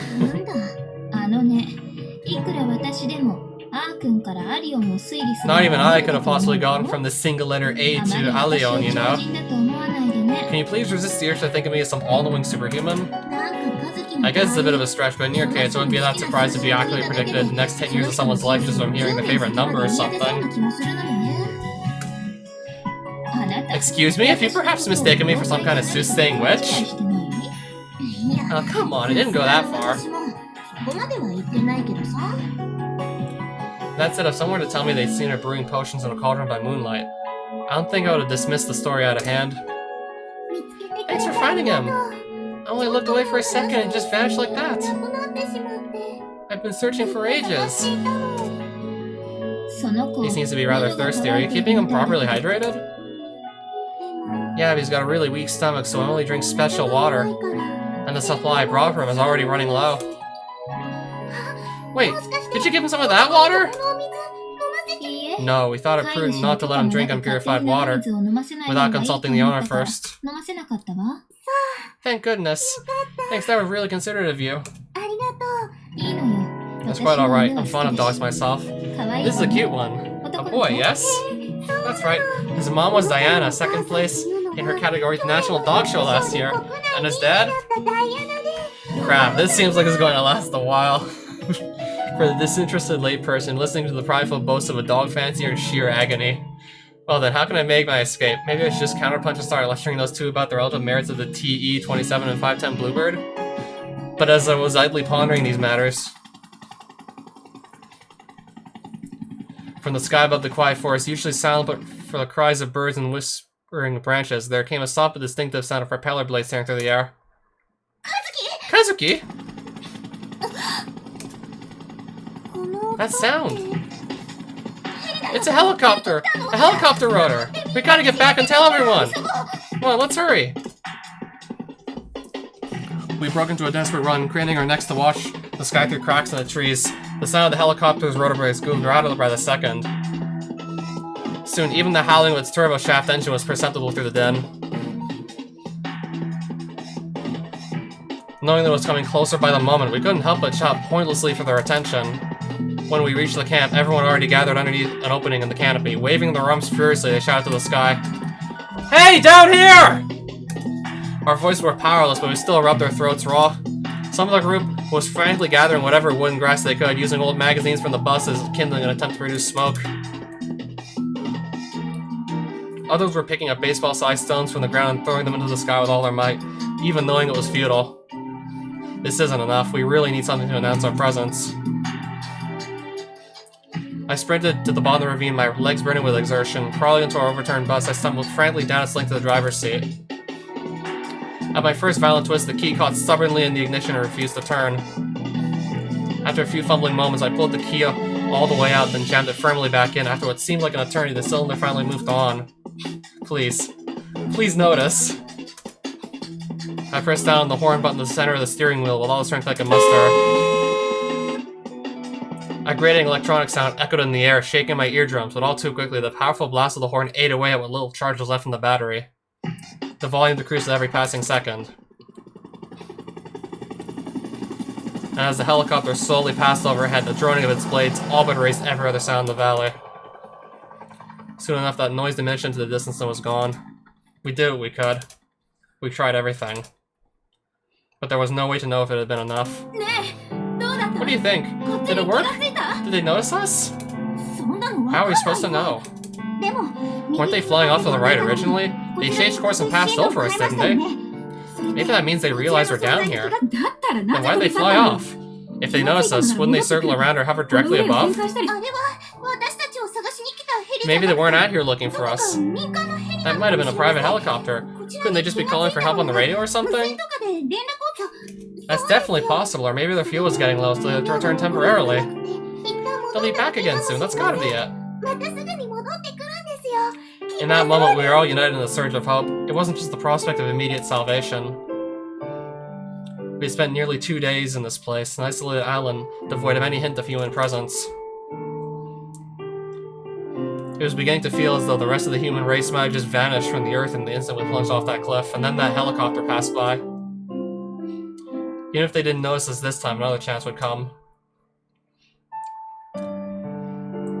We weren't stranded on some uncharted island. We were within an eye shot of a road that connected to the normal world, where our normal lives were waiting for us. Another chance would definitely come. Everyone believed that, unquestioningly. We watched the sky until it grew dark. Evening arrived with surprising swiftness. In the end, the helicopter did not return that day. Hey, Kazuki. What was that helicopter, you think? Who knows? I'm not particularly knowledgeable, but it seemed to be a tandem rotor variety. Perhaps a CH-47 Chinook or what have you? Wasn't really asking about the model. In other words, you're wondering if it was a rescue helicopter searching for us, or a private helicopter that simply happened to pass by? Most likely the latter. Helicopters of that sort are usually owned and operated by the US military, or perhaps the JSDF. Either way, I doubt it would be used for a civilian rescue operation. Most likely just happened to pass by. I was afraid of that. It's nothing to be depressed about. If the area is part of the route, it's entirely likely to pass by again. Let's just make sure they can't ignore us next time. And how do we do that specifically? When the helicopter passed by today, Sumakuma-san threw rocks in its general direction, didn't she? Not that she even came close to hitting it. But for next time, we can chop down some trees in the forest and construct ourselves a catapult. And once that's ready, we might as well load it with a nice hefty boulder, slam that into their windshield, and I think they'll notice us whether or not they want to or not. If you actually hit them with the boulder, wouldn't they just crash? All the better for us. If we shoot out of the sky, they'll no doubt send the whole flock to look for the one that crashed. We can pick them off one by one. What's the point of picking them off? Are we trying to get help here? Yeah, I thought you were trying to get out of the valley, not just have more friends down stuck in the valley with you. Like what? So you're just trapped? So you're gonna just drag everyone else down here so they're stuck with you? Hey, we're getting kind of lonely down here, so we're gonna bring you down with us, and no, you can't leave. We're not gonna let you leave. Just a little of my specialty Spartan-style humor. Take your tee-hee-hee and shove it. Not funny, Kazuki. You want to complain about my jokes being in bad taste. When I closed my eyes for a moment in exasperation, my head drooped to the side. My body was urging me to collapse. That was more than enough for tonight. Tomorrow will be another brutally hot day. But for the moment, the night breeze was chilly against my skin. Following Kazuki into our tent, I wrapped myself tightly in my sleeping bag, and within minutes, sunk like stone to oblivion. I guess this is where the food starts running low. Third day in the valley. When society slumps into an economic recession, it seems high-achieving graduates from elite universities often have an even harder time finding employment than their less brilliant peers. Normally, you'd think businesses facing difficult times would want skilled new employees to help them turn things around, but when a company is focused entirely on treading water and protecting the status quo, providing good positions for intelligent, ambitious new hires can be very difficult. And if you're just going to be wasting hotshot talent on trivial chores, might as well just hire cheaper, less skilled workers to start off with, or so the thinking goes. As for why I'm bringing this up all of a sudden, it recently occurred to me that Kazami Kazuki's situation within our team is something like that at the elite graduate in the recession. She has exceptional, even unique skills. In terms of raw ability, she's in a different league from Captain Sakashita. But since her rank is freshman, the very bottom of the totem pole, that talent puts her in an awkward position. Everyone recognizes and respects Kazuki's intelligence, but that doesn't mean the right to overturn our familiar system of authority. Mainly because nobody knows where they'd stand in the new pecking order. Kazuki told me that pride isn't inherently a bad thing, the way she sees it. A moderate sense of self-respect can be a balm for the soul, but still, an overdose of medicine is just another way of poisoning yourself. Amane, where are you? Amane? Over here, Kazuki. So that's what you got into writing in that diary again, are you? What can I say? It's a habit, I guess. I just scribble down the stuff that pops in my mind when I have some free time, that's all. Well, I approve. Precisely because we're in such an extraordinary situation, keeping up what familiar routines you can has a valuable calming effect. And keeping a diary in particular is an opportunity for focused consideration of recent events, which often helps you gain an objective and rational perspective on your own situation. I believe the act is meaning its own right. It's not like I was really writing with any of this stuff in mind, you know? That's what a diary is, whether you know it or not. I often keep one myself. You do? I don't write it on paper. What's that supposed to mean? It means my diary is stored entirely in my mind. So you're writing down the stuff inside your head? Inside your head? I got one brain for common memory storage functions and another specifically for preserving diaries. From what the doctors tell me, I have 5 distinct brains up there. Maybe 6. Seriously? It's a joke, of course. As always, Kazuki's attempt at a joke wasn't amusing in the slightest. The idea of having half a dozen brains stashed away somewhere like some biological supercomputer felt far too plausible. I felt more like shuddering than laughing. So, did you need me for something? Do you think you could pick me some chameleon plant leaves? That really smelly weed with the little flowers? That's right. There was quite a lot of it growing wild by the stream, wasn't there? I'd like you to pick me some. Don't tell me we're going to eat that stuff. I think it's edible in a pinch, but this time we're using it for medicinal purposes. Medicine? What kind? An anti-itch remedy. Our stock of medicine is growing severely low, so we need to begin preparing substitutes where we can. If possible, some mugwort would be nice as well. Mugwort? Isn't that the stuff they mix in those bright green dumplings? What kind of plant is it? You've never seen any? It's a very commonplace wild herb almost anywhere in the country. Might not look it, but I'm a city kid, you know? I've made mugwort dumplings in a restaurant, but we used a pre-processed paste, so... That's unfortunate. Oh well. Kazuki pursed her lips and glanced around the area. Her gaze settled on Koide Ritsu, who was sitting idly on top of a rock nearby, apparently not quite sure what to do with herself. I'd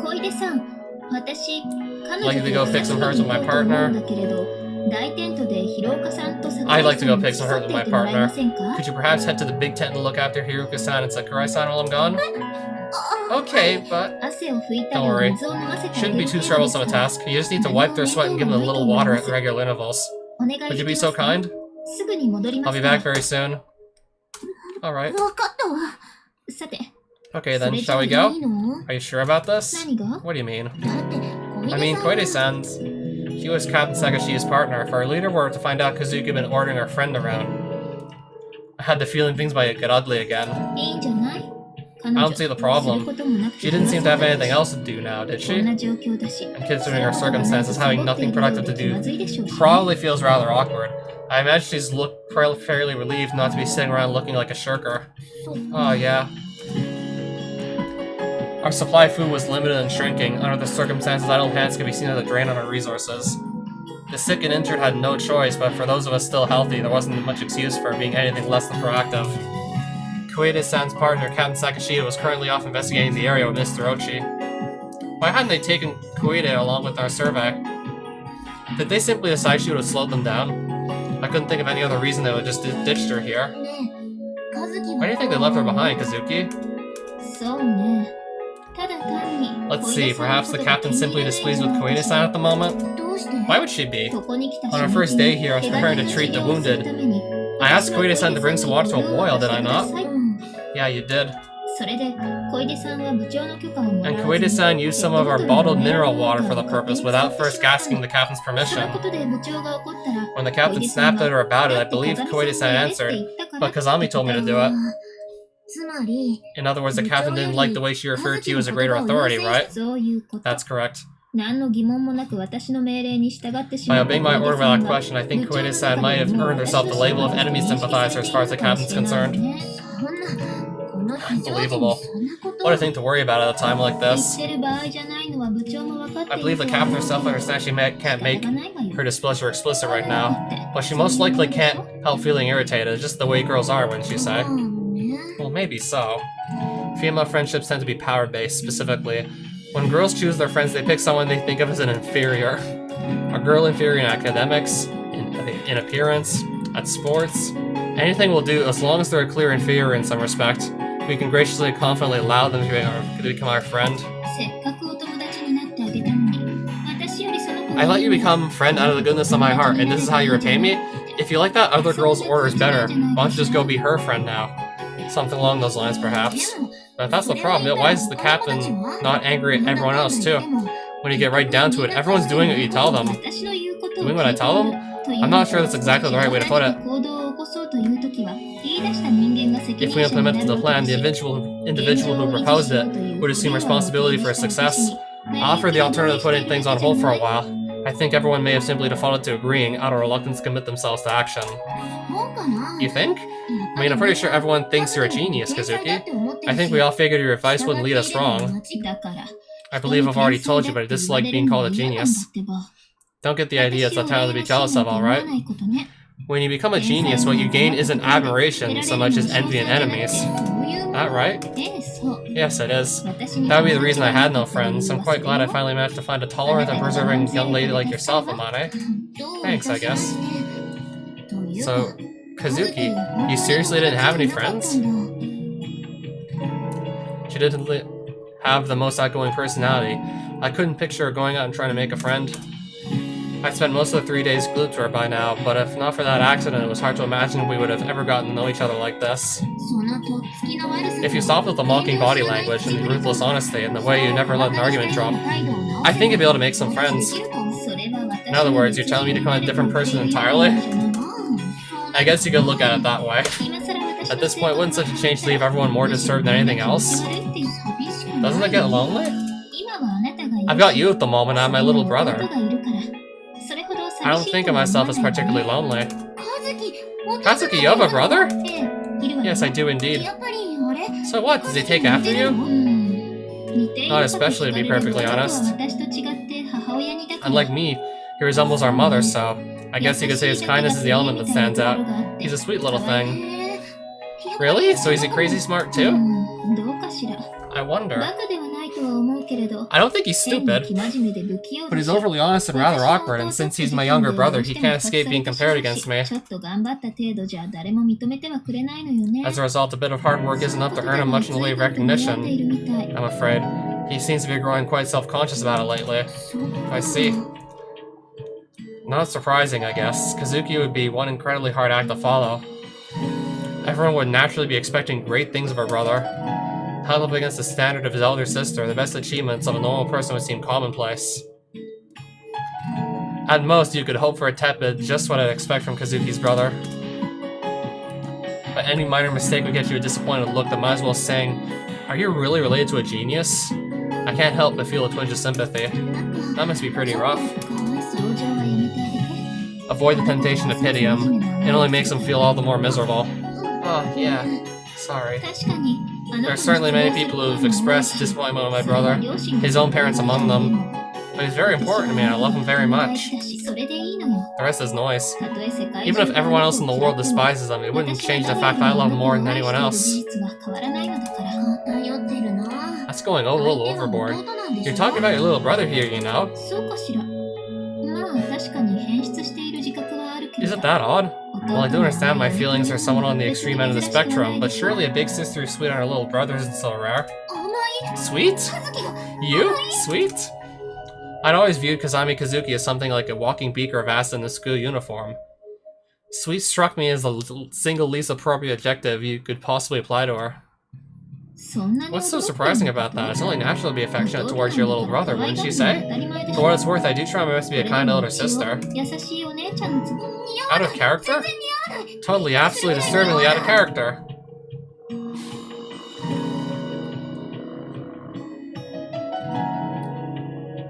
Kazuki, the girl who'd probably take one look at the classic abandoned puppy in a cardboard box on a rainy day, tell it fate is cruel. I suggest you curse the heavens and then walk right off without batting an eyelid? Kazuki, of all people, a doting big sister? I impulsively pulled my cell phone out of my pocket and checked the date. It's not April 1st today, right? You're being exceptionally rude. I'm a human being, you know. Of course I care about my brother. When he's troubled, I try to comfort him, however clumsily, like any decent sister would. No kidding. Kazuki was such a dry-eyed, tough-minded person that I guess I figured she was above any form of deep emotional attachment. To be honest, I could easily imagine her looking down on her newborn brother in a hospital incubator, muttering something like, "What do you think you're doing? I don't recall you giving permission to be born. You've thrown off my plans, well..." Excuse me, are you perhaps thinking something that sounds really rude at the moment? No, not at all. Nothing to see here. When Kazuki fixed those inky blank eyes on me, it felt as though she was glaring right through my skull and into my thoughts. Flustered, I shook my head in denial. Is your little brother really as cute as all that? I'd say so. It's often difficult to resist the urge to kiss him. Hearing all this was getting me a little interested in seeing him for myself. I've given into that temptation countless times by now, but kissing him never seems to get old. Huh? Given into temptation? Kissing? Her brother? On the cheek or something, right? I didn't have any brothers, so I didn't quite get it, but maybe that wasn't too out of the ordinary for a close pair of siblings. He really is adorable, you see. Somehow the smile on Kazuki's face didn't seem particularly innocent. What?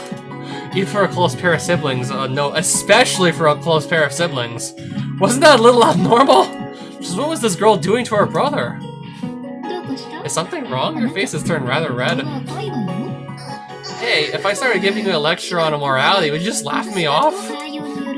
That would depend entirely on what you have to say. Kazuki's way of showing affection for her sibling was clearly wrong. I never expected to be explaining a fundamental mistake like this to her of all people. When I gently prodded her for more information, I soon discovered she was still taking baths with her brother. While Kazuki's body wasn't exactly well developed, she did have curves in all the right places. Bathing with your brother at that age is a little more than a little dicey, right? Even at the best of times, the love between a brother and sister is built on a fairly precarious balance, and little Miss Genius here had definitely taken things well beyond the tipping point. Skirting around the larger issue, I gingerly pushed the conversation along by hinting that the baths really needed to stop. Prompting her to inquire, is sleeping together at night also off limits, in a slightly dejected tone of voice. And when I went soft, mumbling something about maybe every once in a while she fired off a cheerful and it's okay to give him specific lessons on the birds and the bees, right? Hey, mind if I ask you something? To be honest, I feel a little silly asking a question like this to the infamous prodigy Kazami Kazuki, but I just can't help myself. I'm burning with curiosity. Here goes. Hey, might you be completely out of your mind? Okay, look, this is the only way of life I know. It really isn't helping me deal with this, you know. Can you cut a girl a break here? I mean, hasn't anybody warned you about this before? For example, your mom or something? Now that you mention it, when we were younger, I seem to remember her saying, make sure you don't do that outside. So it's okay at home? Sounds like the mother made some mistakes here as well. Some pretty fundamental ones, actually. It wasn't hard to imagine Kazuki's home must have been an unusual place, since it was the environment that produced a super genius. But this freakish lash of common sense was well beyond my expectations. Anyway, it's just wrong. At this rate, there's no way your little brother's going to grow up into a decent person, you know? You think? I do take his upbringing quite seriously in my own way. Do I even want to ask what that means? Okay, I wasn't expecting to end up here of all places. I've been raising into a young man who can properly say thank you. Huh? What's that supposed to mean? It means exactly what it sounds like. It's like a wonderful thing to be able to honestly express your gratitude to another, don't you think? What do I guess? Think of it this way, your little catchphrase "I'm sorry" is a valuable thing when judiciously applied, isn't it? Being able to swallow your pride and apologize when it causes someone trouble is a wonderful thing. Well, maybe so. I wasn't trying to make it my catchphrase, but I was taught from a young age that if you think you did something bad, apologize first and make excuses later. It was a major pillar of the vinegary education and manners I received from my mom. It's no different. People who can offer thanks to others will have a happier road through life than those who can't, don't you agree? Sure enough. It may be a subtle difference as often as not, but if you can remember to show your gratitude in small ways, never taking the goodwill of others for granted, your life will probably end up ever so slightly the richer for it. Kazuki, did you actually say something kind of profound just now? You really are rather rude today. One of my words anything but profound. If you collected all of my pithy remarks, I expect the collected wisdom of Kazami Kazuki would sell quite nicely at a 1890 yen price point, tax included. What's with the depressingly realistic markdown pricing? What publisher would make a hardcover edition of that anyway? I could just picture it. Chapter 1. Taking a bath with your little brother is not a crime. Okay, hang on a minute. I'm just a little curious here, so... Incest in Japan. Consensual incest between adults is illegal in Japan. Can you marry your sister in Japan? A minor shall obtain the consent of at least one parent to marry. Lineal relatives by blood. By blood may not marry, except between adoptive siblings. Is it normal for cousins to date in Japan? What? So apparently it's legal between consenting adults, but not if they're like directly blood related. Okay, so it seems like it's more tolerated in Japan than most other parts of the world. Yeah, apparently even more tolerated in Japan than it is in Alabama. Yeah, last I checked incest in Alabama, that's just, I think, completely illegal with pretty much any context, including just siblings who lived together but weren't blood related. I feel like the Wikipedia article had quite a bit of detailed information on this.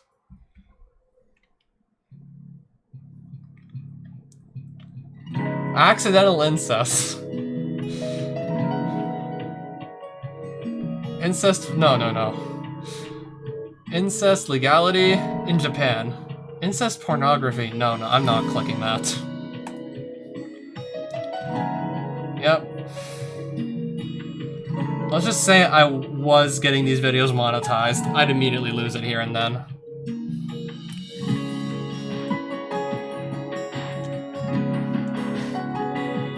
However, yeah, between adults is legal in Japan, consensual incest. However, Article 179 of Penal Code stated that a person who commits an indecent act upon or engages in sexual intercourse with another person under 18 years of age or by taking advantage of the influence arising from the fact of having custody of that person. Well, your sister doesn't have custody of her brother, right? So you can't technically criminalize your You can't technically criminalize a kid over this, right?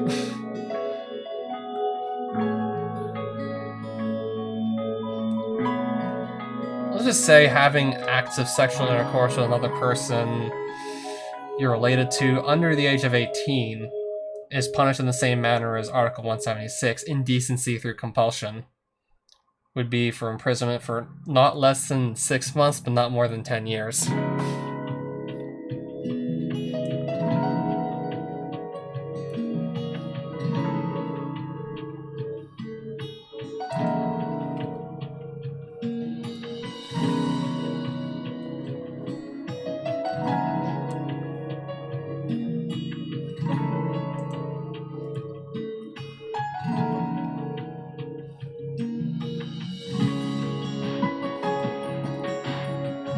Right, so apparently wait, is marriage prohibited in Japan? Between people who are directly related?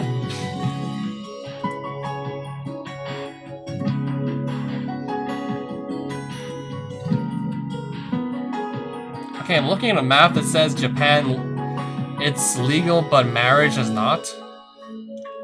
Okay, they can do the deed, but they can't marry in Japan.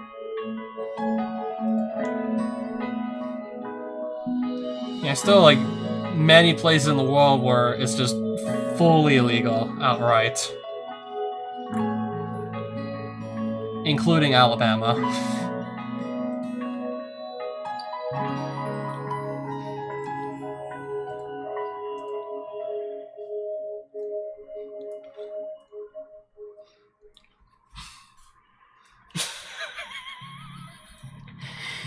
Maybe the better question is, what's the target audience for a book written by a woman who sexually harasses her own little brother? A bath, huh? Couldn't think of it. It had already been 3 days since the last time I washed myself. 3 days I spent in the humid ravine wearing the same unwashed school uniform. I pinched my clothes and brought my fingers to my nose, then quickly jerked my head back at the raw, sharp body odor they carried. Oh, nasty. Hey, Kazuki. Do I smell? As long as people are alive. They're sweating and shedding skin. At the moment, your scent is somewhat reminiscent of a chameleon plant, or perhaps a muggy midsummer subway platform.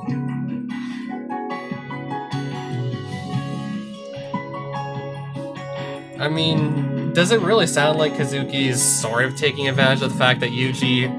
I assume we're talking about Yuji being the younger brother here, that Amane does eventually, well, we know Amane meets. I assume... Is Kazuki sort of taking advantage of the fact that Yuji doesn't exactly know better? I mean, we're talking about kids here who aren't really gonna know better. Like, how much younger is Yuji we're talking about here? I mean, if he doesn't know better, then it's seriously messed up. Gross, I want to take a bath. Our supply of water is hardly a problem, so why not take a dip? Sakuma-san, for one, came up to me and inquired about the possibility immediately after we found the spring. Oh, is that okay?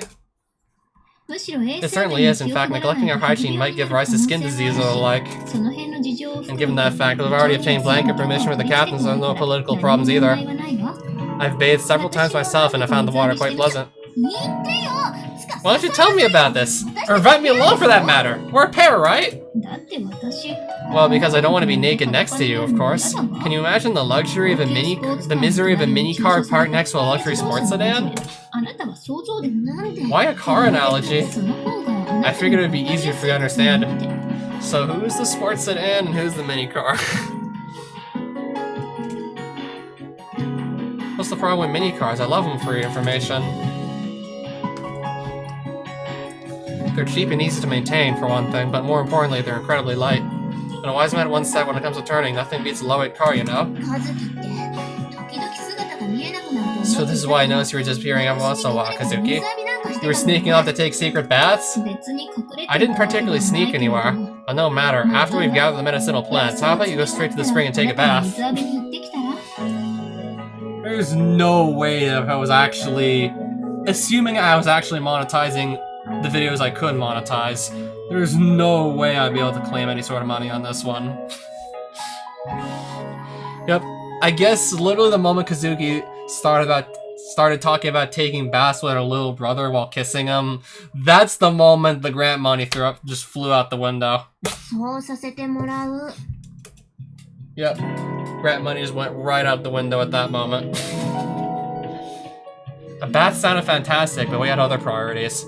While picking the Mugwort and Chameleon plants we planned to use for medicinal purposes, Kazuki and I took the opportunity to search for vegetation that looked edible. It was the third day of our imprisonment in this ravine. Perhaps in the very beginning, we'd assumed the vibrant, massive nature that trapped these two would also provide us with a steady supply of wild vegetables, but that optimism evaporated the moment we actually began to explore the jungle. True, carefully surveying the woods turned up something in the way of edible-looking vegetation. The vast majority were fern sprouts, honeywort, chrysanthemum greens, and other leafy plants. More garnish than main course, none of them could fill the bellies of a group of growing teenagers. As an added bonus, pretty much all these wild grasses and flowers proved strongly unpalatable. Eaten raw, they were unbelievably bitter, and most gave off a sharp, nasty scent. Even when boiled, the harsh, caustic taste of lye usually remained. Seasoning to disguise the flavor was an absolute necessity. The first of our supplies to vanish was the curry powder. Thanks to its strong smell and powerful taste, it violently drowned out the taste of any individual ingredient.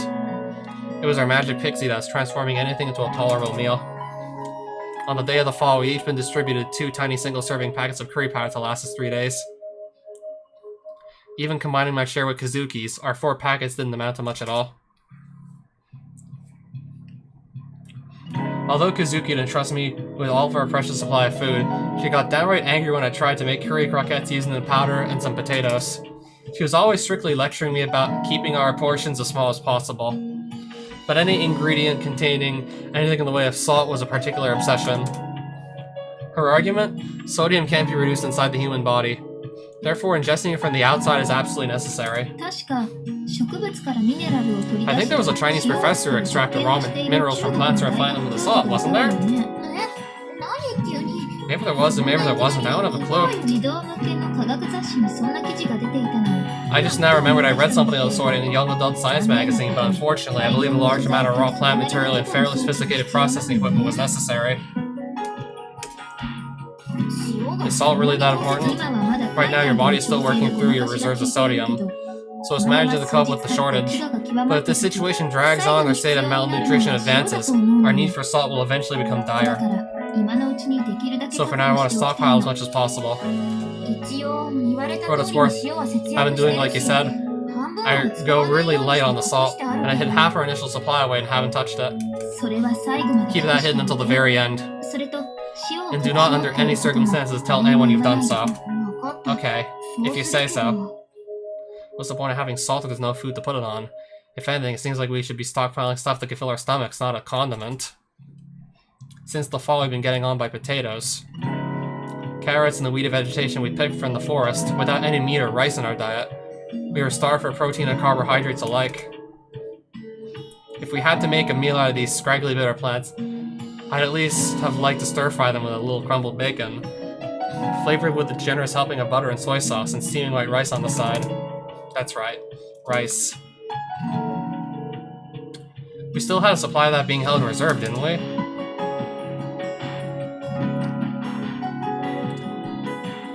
On the second day of our training camp, heavy rain had canceled our plans to cook a big curry dinner outdoors.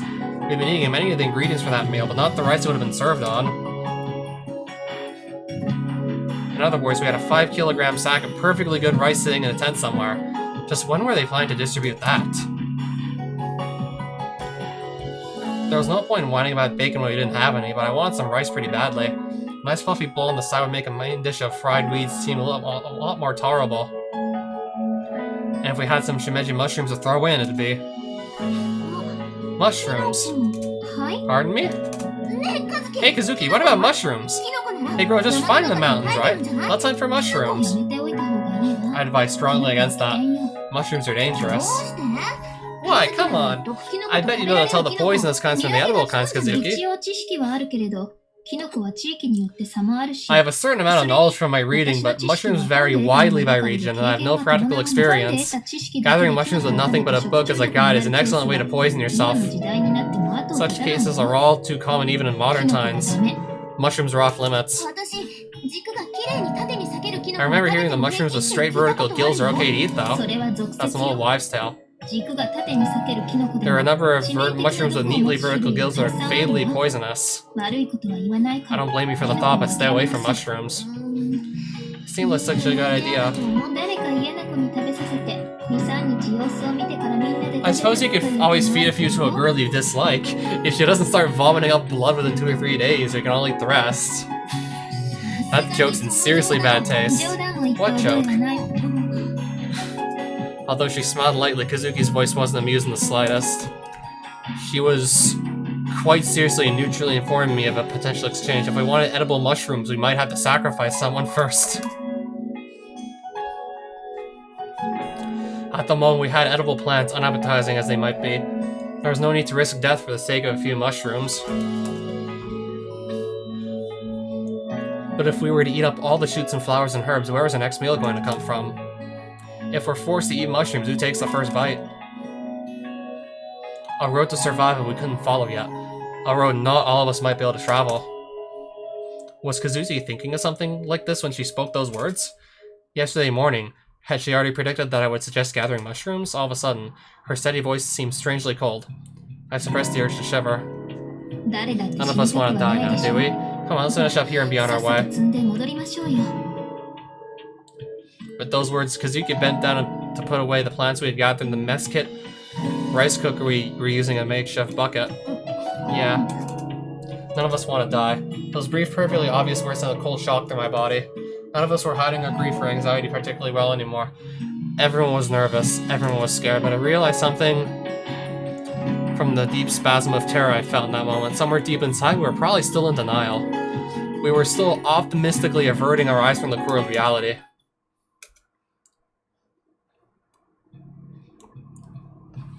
The 4th day in the valley. As expected, another hot one. So on and so forth, 90 degrees out. So, I guess the initial food's now run out. Well, shit.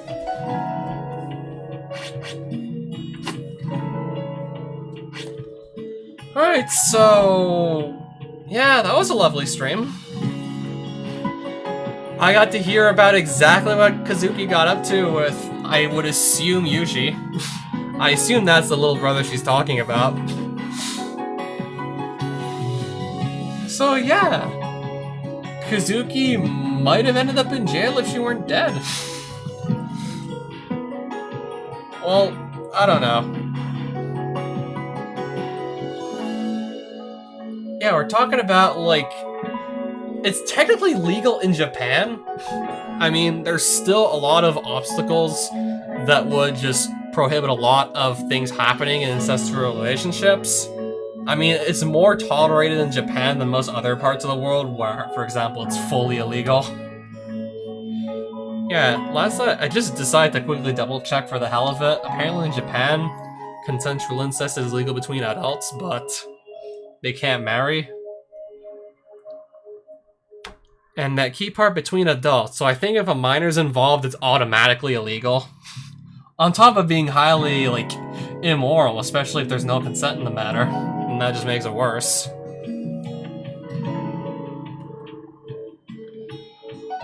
Yeah, but would you technically be able to just get someone arrested for things they did as a kid?